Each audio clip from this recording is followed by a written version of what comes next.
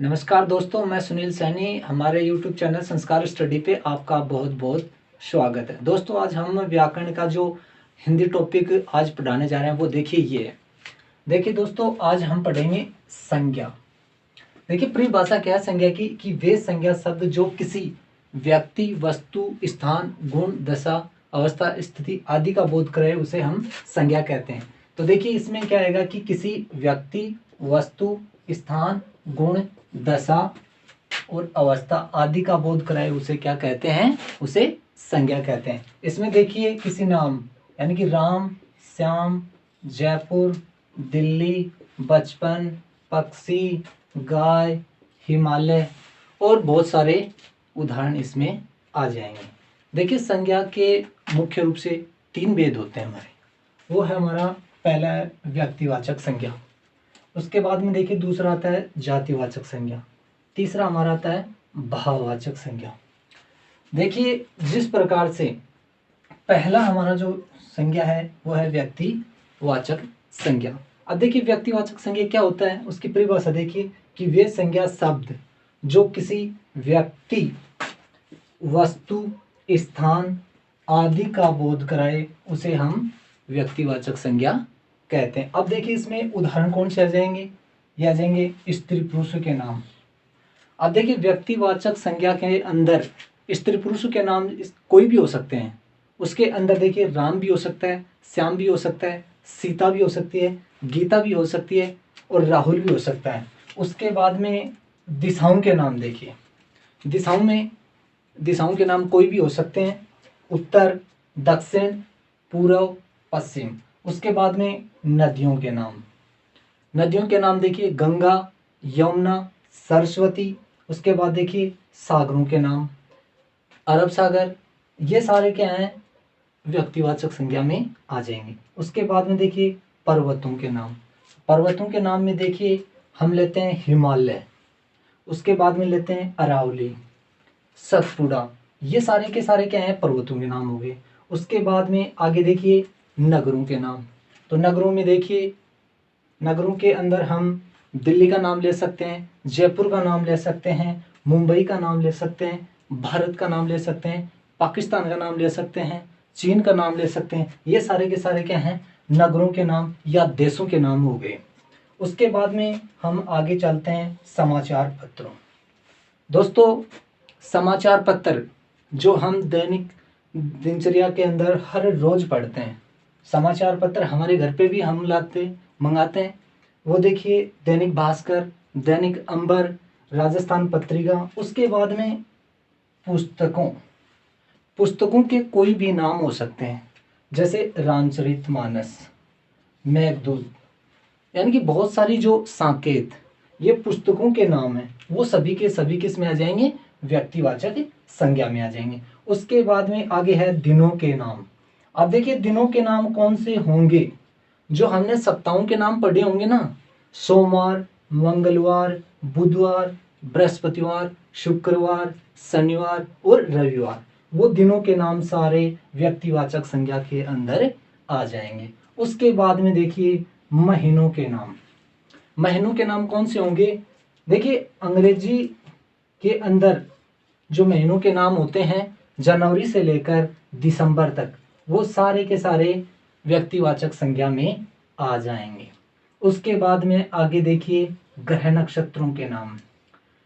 दोस्तों ग्रह नक्षत्रों के नाम आप जानते होंगे कि जैसे सूर्य, चंद्रमा, शुक्र, मंगल, बुध। ये सारे के सारे क्या हैं? ये जो भी नाम आपको जिस भी वाक्य में दिखाई दें वहां पे ये समझ लेना कि कौन सी संज्ञा होगी?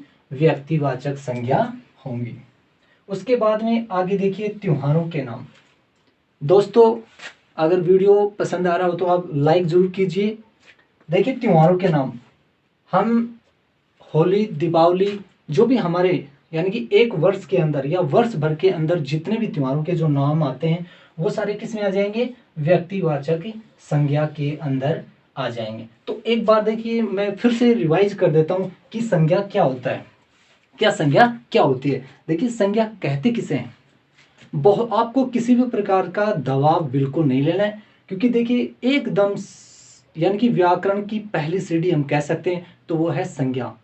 तो वो संज्ञा की परिभाषा क्या होगी कि वे संज्ञा शब्द जो किसी व्यक्ति, वस्तु, स्थान, गुण, दशा, अवस्था, स्थिति आदि का बोध कराए, उसे हम क्या कहेंगे, उसे हम संज्ञा कहते हैं।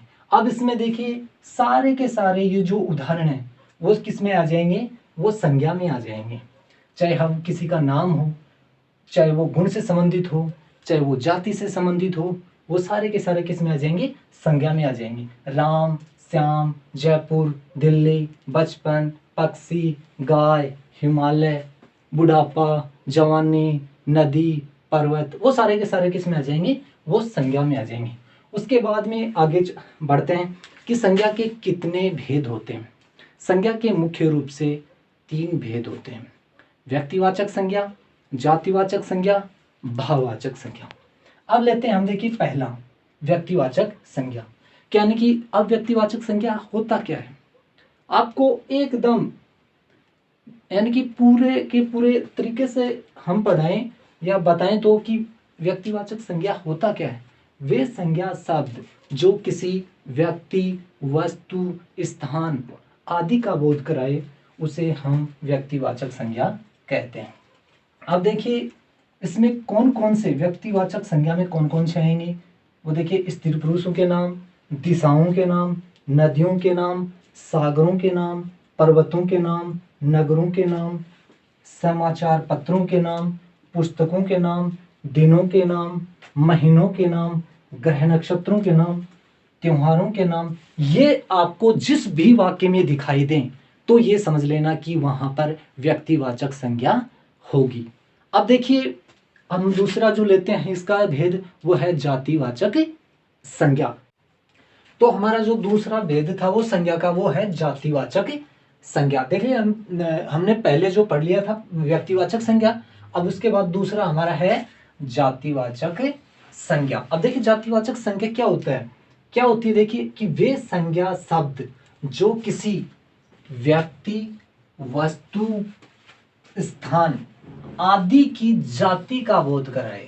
अब ये देखिए हमने व्यक्तिवाचक संज्ञा में क्या पढ़ा था कि वे संज्ञा शब्द जो किसी व्यक्ति, वस्तु, स्थान आदि का बोध करा रहा था, उसके नाम का बोध करा रहा था। लेकिन यहाँ पे क्या हो रहा है, यहाँ पे सिर्फ उसकी जाति का बोध किया जा रहा है, तो उसे क्या कहते हैं, उसे जातिवाचक संज्ञा कहते हैं। देखिए यहाँ पे नगर, इससे पहले हम देख व्यक्तिवाचक संज्ञा में क्या है, उसका नाम दे रहे थे, नाम से उसको संबोधित कर रहे थे।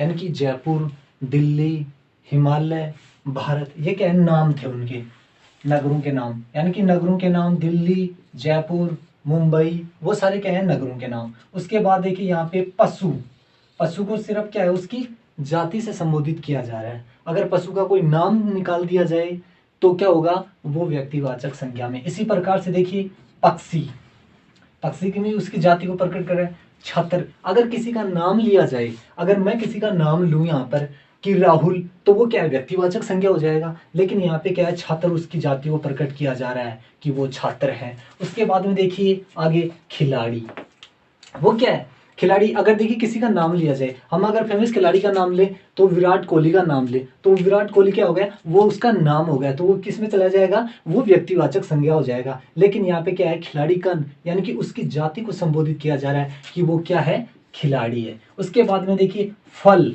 यहाँ पे फल तो बहुत सारे हो गए, यानी कि किसी का नाम नहीं लिया गया ना। यानी कि फल का हम ले आम, तो वो क्या उसकी जाति को प्रकट कर रहा है, यानी कि उसके नाम को संबोधित कर रहे हैं। लेकिन हम यहाँ पे क्या कर रहे हैं, फल सिर्फ उसकी जाति को प्रकट कर रहे हैं। इसी प्रकार से देखिए फूल, बहुत सारे फूल हो गए, ये गुलाब का फूल है, ये किसी और दूसरी, ये चमेली का फूल है, लेकिन ये क्या है, यहाँ पे उसकी सिर्फ जाति को प्रकट कर रहा है, यानी कि किसी का नाम नहीं लिया जा रहा है। अगर नाम लिया जाता तो वो क्या है, व्यक्तिवाचक संज्ञा हो जाता। इसी प्रकार देखिए सब्जी, माता, मेरी माता है, अगर मैं उसका नाम लूँ मेरी माता का, तो वो क्या हो जाएगा, वो व्यक्तिवाचक संज्ञा हो जाएगा। लेकिन वो क्या है, माता उसकी जाति को यानी प्रकट कर रहा है, वो क्या है, वो मेरी माँ है। उसके बाद में देखिए आगे मंत्री, यानी मंत्री जी, किसी मंत्री का यहाँ पे नाम नहीं लिया गया, उसकी जाति को प्रकट किया जा रहा है कि कौन आ रहा है, मंत्री जी आ रहे हैं। उसके बाद में देखिए पंडित, उसके बाद में अध्यापक, ये क्या है, सभी उसकी जाति को प्रकट किया जा रहा है। हम जो विद्यालय में पढ़ते हैं या जो मैं आपको पढ़ा रहा हूँ तो मेरे नाम से अगर मेरा नाम लिया जाता है तो वो क्या हो जाएगा, व्यक्तिवाचक संज्ञा होगा। लेकिन क्या यहाँ पे मेरी सिर्फ जाति को प्रकट किया जा रहा है तो वो क्या हो जाएगा, जातिवाचक संज्ञा। उसके बाद में देखिए कवि, लेखक, पुस्तक, मनुष्य, जन, बहिन, बेटा, पहाड़, स्त्री, प्रभु, वीर, विद्वान, चोर, शिशु, सेना, दल, कक्षा, भीड़, सोना, दूध, पानी, घी, तेल आदि। ये सारे के सारे किस में आ जाएंगे, ये सारे के सारे जातिवाचक संज्ञा में आ जाएंगे। एक बार हम फिर से इसका देखिए रिवाइज करते हैं कि वे संज्ञा शब्द जो किसी व्यक्ति, वस्तु, स्थान आदि की संपूर्ण जाति का बोध करे उसे हम क्या कहेंगे, उसे जातिवाचक संज्ञा कहेंगे। यानी कि ये सारे के सारे, यानी कि जहां पर भी देखिए उसके नाम को संबोधित न करके सिर्फ उसकी जाति को प्रकट किया जाता है तो वहां पे जातिवाचक संज्ञा होगी। अब हम बात करते हैं समूहवाचक और द्रव्यवाचक की बात करते हैं। देखिए अगर समूहवाचक और जातिवाचक यानी वे हम पहला यानी कि एक नंबर पे हम बात करते हैं समूहवाचक।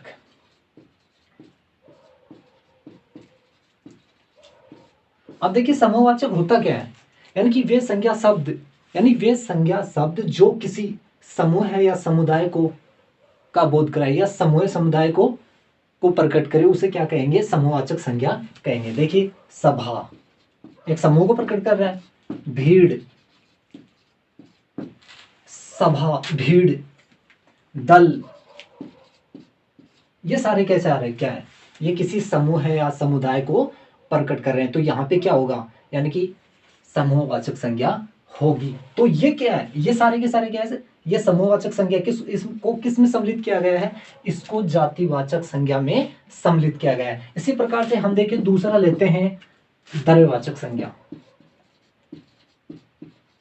द्रव्यवाचक संज्ञा, अब देखिए इसकी परिभाषा क्या होगी, वे संज्ञा शब्द जो किसी द्रव्य पदार्थ वस्तुओं का बोध कराए उसे द्रव्यवाचक संज्ञा कहते हैं। अब देखिए इसमें उदाहरण कौन से होंगे, सेना नहीं आएगा इसमें देखिए जल,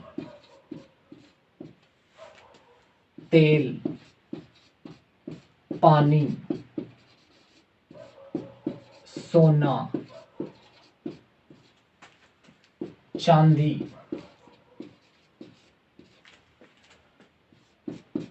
तांबा, यानी कि द्रव्य पदार्थ जो भी वस्तुएं होंगी वो सारी की सारी क्या हैं, द्रव्य पदार्थ जो वस्तुएं होंगी वो सारे के सारे किस में आ जाएंगे, द्रव्यवाचक संज्ञा के अंदर आ जाएंगे। तो आप इस चीज को समझने की कोशिश कीजिए कि समूहवाचक क्या होता है कि वे संज्ञा शब्द जो किसी समूह है यानी कि समूह का बोध कराएंगी। जहां पे देखिए सभा, भीड़, दल, ये सारे के सारे शब्द क्या हैं, वो समूहवाचक में आ जाएंगे। उसके बाद में देखिए द्रव्यवाचक संज्ञा। द्रव्यवाचक संज्ञा क्या होगी, जहां पे द्रव्य पदार्थ वस्तुओं का बोध हो, जल, तेल, पानी, सोना, चांदी, तांबा आदि, ये शब्द क्या है, ये सारे द्रव्यवाचक संज्ञा है। लेकिन इनका क्या है, अलग से कोई वर्णन नहीं किया गया, इनको सिर्फ किस में शामिल किया गया है, इनको जातिवाचक संज्ञा में सम्मिलित किया गया है। तो ये हमारा था दूसरा संज्ञा का जातिवाचक का दूसरा भेद। तो व्यक्तिवाचक हो गया, अब जातिवाचक हो गया। इसके बाद हम लेते हैं तीसरा भाववाचक संज्ञा का भेद था, वो था भाववाचक संज्ञा। अब देखिए इस भाववाचक संज्ञा क्या होता है कि वे संज्ञा शब्द जो किसी भाव, गुण, दशा, अवस्था, स्थिति आदि का बोध कराए उसे क्या कहते हैं, उसे भाववाचक संज्ञा कहते हैं। देखिए भाव, गुण, दशा, अवस्था आदि का बोध कराए उसे हम भाववाचक संज्ञा कहते हैं। देखिए यहाँ पे नाम से ही पूरा पता चल रहा है हमें कि भाववाचक, व्यक्तिवाचक में क्या था, व्यक्तिवाचक, व्यक्ति, जाति में क्या था, जाति, और उसमें भाववाचक में क्या है, यानी कि भाव का बोध हो रहा है। अब देखिए हम उदाहरण लेते हैं, देखिए सुंदरता, यानी कि उसकी सुंदरता को प्रकट किया जा रहा है। लंबाई, यानी कि उसकी लंबाई को प्रकट किया जा रहा है। यहाँ पे देखिए भूख, यानी कि वो भूखा है, ये है प्यासा है, ये थकावट, चोरी, घृणा, क्रोध, ममता, वीरता, बुढ़ापा, ये उसकी वीरता को, ये माँ की ममता, यहाँ पे बुढ़ापा, यहाँ पे ये देखिए सुंदरता, ये महानता, पढ़ाई, मिठास, लालिमा, सफेदी, प्रभुता, पशुता, अजमीपन, ये सभी क्या है, ये सारे के सारे भाववाचक संज्ञा में आएंगे। तो यहाँ पे देखिए तीनों के अंदर यानी संज्ञा के जो तीनों भेद थे ना, उसमें अलग अलग है। व्यक्तिवाचक संज्ञा में क्या होगा, उसके नाम से संबोधित किया जाता है। जातिवाचक संज्ञा में क्या होगा, उसकी जाति का बोध होगा। भाववाचक संज्ञा में क्या है, उसकी भावता का बोध होगा। यानी कि संज्ञा के जो भेद थे ना तीनों, उनके तीनों को भागों को अलग अलग तरीके से विस्तार से समझा दिया है। तो दोस्तों ये जो आपको पसंद आ रहा होगा वीडियो, इसको लाइक करें और शेयर करें ताकि अधिक से अधिक लोगों तक ये जा सकें या इसका पूरा फायदा उठा सकें या इससे जुड़ सकें। तो दोस्तों ये थी हमारी भाववाचक संज्ञा। इसके अंदर पूरा का पूरा एक प्रश्न पूछा जाता है एग्जाम के अंदर। देखिए इसके अंदर 1 या 2 प्रश्न भाववाचक संज्ञा से संबंधित पूछा जाता है। अब बात आगे लेते हैं, हम बढ़ाते हैं कि भाववाचक संज्ञा बनती किससे है। देखिए जातिवाचक जो संज्ञा है उससे भाववाचक बनती है। उसके बाद में यानी कि 5 प्रकार से, यानी कि भाववाचक संज्ञा है वो 5 प्रकार से बनाई जा सकती है। तो दोस्तों भाववाचक संज्ञा है वो 5 प्रकार से बनती है। पहला हम लेते हैं देखिए जातिवाचक संज्ञा से। देखिए मैंने बताया था आपको कि भाववाचक जो संज्ञा है वो 5 प्रकार से बनती है।